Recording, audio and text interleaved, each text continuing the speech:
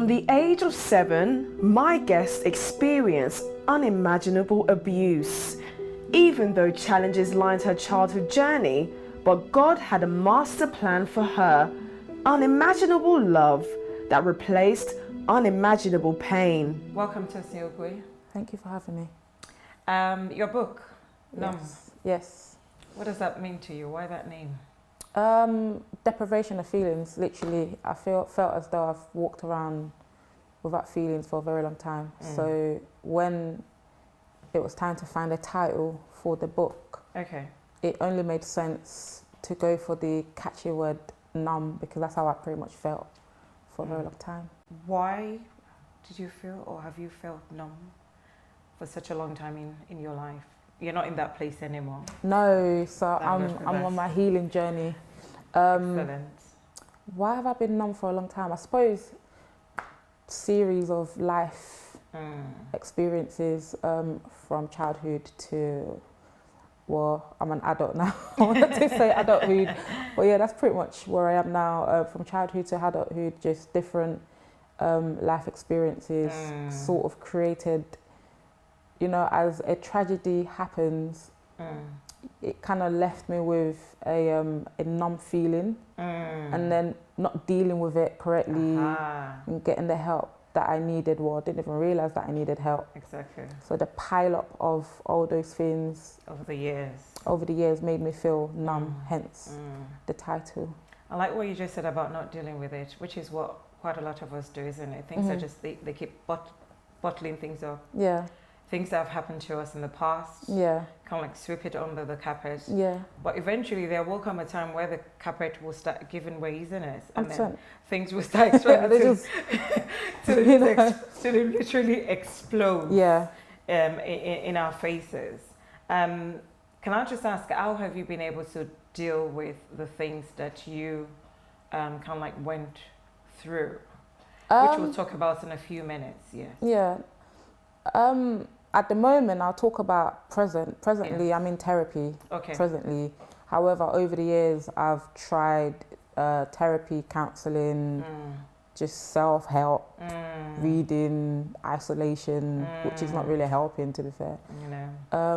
Conversations like we're having right now. Exactly. Sharing, really, that's pretty much, and finding different coping mechanisms that works for me. So I've tried all sorts, and for me, I felt as though, for me personally, therapy works for me. Okay. Well, what was God in all this for you? 100%. So obviously God, praying helps. But sometimes when you feel as though you're alone in that world, sometimes you feel as though God is not hearing you, especially when the same things keeps happening over and over again. You sort of feel as though God is silent on you for a moment, but only later will you actually realize that God has a sense of humor, and He's only trying to teach you a lesson. I mean, if I didn't go through the things I went through, I wouldn't be sitting here sharing and having a conversation with yourselves. So I felt as though I needed to go through my life experiences in order to be Tosin Ogwe, I suppose. So. In terms of God teaching us a lesson, I think my take on that is, I think some things happen to us, which it's not really, it's more of God has given us as human beings will. It's the evil mind of men that made men do things, we do things to ourselves, which are obviously, you know, not good things that we do to each other. Right. But God is also awesome, and out of every evil that we men, you know, do or inflict on each other, God has a way of beautifying it. And for me, you know, and that's what we're trying to do on the show. This is your place of beauty.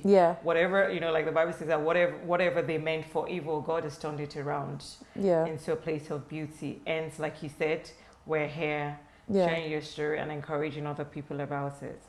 At age 7 in your life, things changed. Let's start from there in terms of what happened.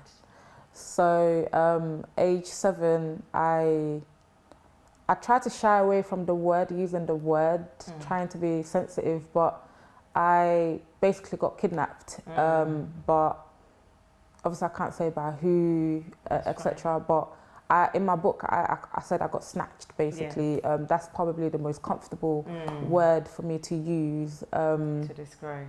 Yeah, I was in the middle of a war that I wasn't part of. Yeah, right. And yeah, basically that's what happened to me at age 7, and I was taken into a different city from what I'd known, introduced to a new set of people that I'd never met in my life, and that pretty much started an interesting journey of where I am today, basically. Okay, and that was a journey of abuse? Yeah, 100%. Right through? Yeah, okay. Literally till my abuse stopped at age 19. So you can just imagine 12 years of sexual abuse, verbal abuse, emotional torture, name it. I went through it. Yeah. At 16, you were made homeless? Yes. Okay. And again, that was another thing you had to deal with? Yeah, I was made homeless, myself and my brother. And we, so I was taken in by the council, but my brother wasn't. Okay. He was rejected, basically, because apparently he was too old at 17. He's no longer a child, so he was left to fend for himself. But I would say I was lucky. Well, not really lucky, but I was lucky enough to be taken in by the council, and I lived in a home called MASH. Okay. The MASH, and I stayed there. It's like a how do you explain the MASH? I suppose people can Google it. It's a hostel, isn't it? Yeah, pretty much. Yeah. People know what an hostel is. You know, if you're still underage, and you know. And then in the hostel, what were the kind of things that happened in the hostel? Because I've had different experiences in terms of what happens there. Everyone was always high. It's just, you know, when you come from a different background, understanding, and then you now walk into this place, everyone was always high. My roommate was always out of it. Okay. And then it was constantly changing as well. So one minute I've got this person in the room, next minute she's moved out, another person has moved in. So just imagine the lack of stability. You must have had. Did you get into drugs yourself, or did you experiment? You know? Oh yeah, 100%. You just do.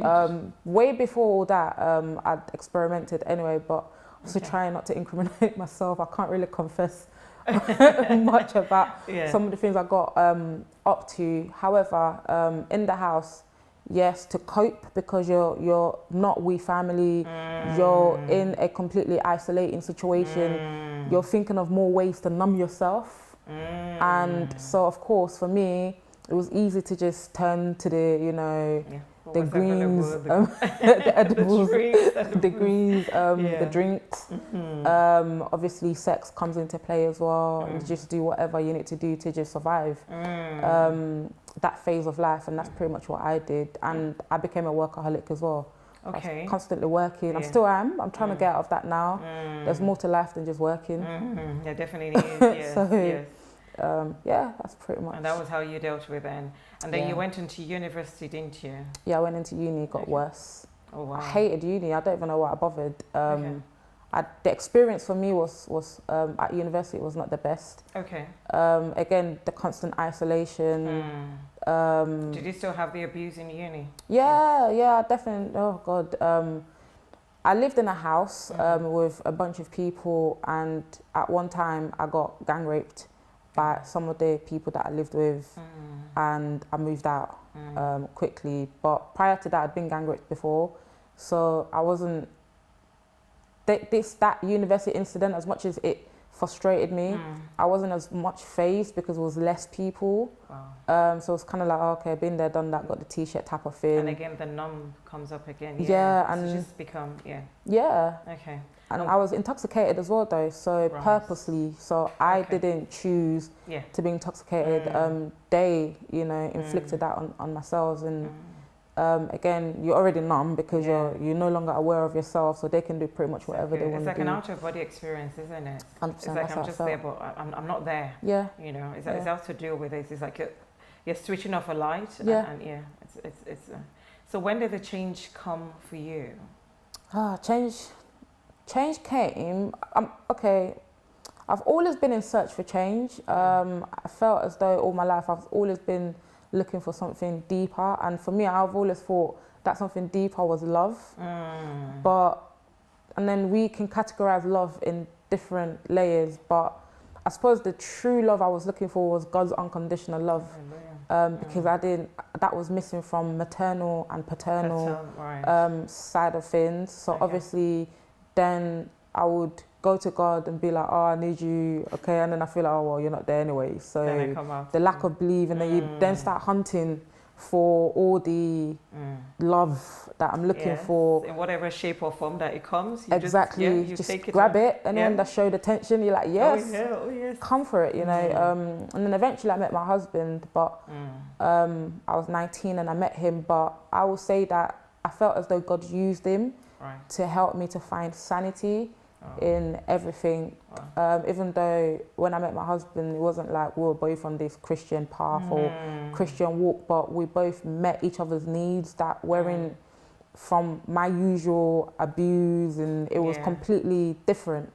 And how did you meet him? I met him at her house gathering, and then we realised that we both went to the same university. And then we just started chatting. Oh, hi, and a mutual friend that introduced us. I was at a friend's house. We both share a friend together, and they said, "Oh, did you know Tosin goes to your uni?" And we were both fascinated. Like, oh wow, we're going to the uni, that type of thing. And then I bumped into it at my uni. This was on a Sunday. I bumped into it at my uni on a Monday, and it was like we were both at the SU bar. And I was like, oh, that's that guy again. And ever since then, we've never been apart. We've literally been together Roughly for 11 how old were you then? I was 19, so it's been 11 years. And for you, did he sort of like signify the stop of the abuse when you met him? 100%, because he didn't want what the rest of them wanted. He was so not interested. How did that feel? It was weird. It was like, are you normal, mate? Like, everybody wants this. Like, why don't you want it? And it was like, oh, there's more to you than just, I suppose, penetration. So he wanted to get to know me for me, and he was not fazed by the and I told him everything about me, that I'm not that girl. I was going to ask that question, that, you know, did you open up? Because at times it can be very difficult. Like I said, again, it's the sweeping under the carpet and hoping that somehow it will go away. So were you able to open up to him? Weirdly enough, there's something about him that I just have this peace around him, so we clicked instantly. So rather than, I know what you want, that was all I had at the back of my own mind, that I know you just want to just so, but then he just wanted to talk. He was just interested. I wish he was like that now. What do you mean you wish he was like that now? You're married for how long now? I know, 8 years, but you know, you just get used to each other. It's sort of like, thinking back now, he was very interested in me. He was fascinated by who I am. Hold on to that, Chad. You're gonna share more with us about who your husband was. We're gonna go on a quick break now, and then we'll come back. Please stay tuned.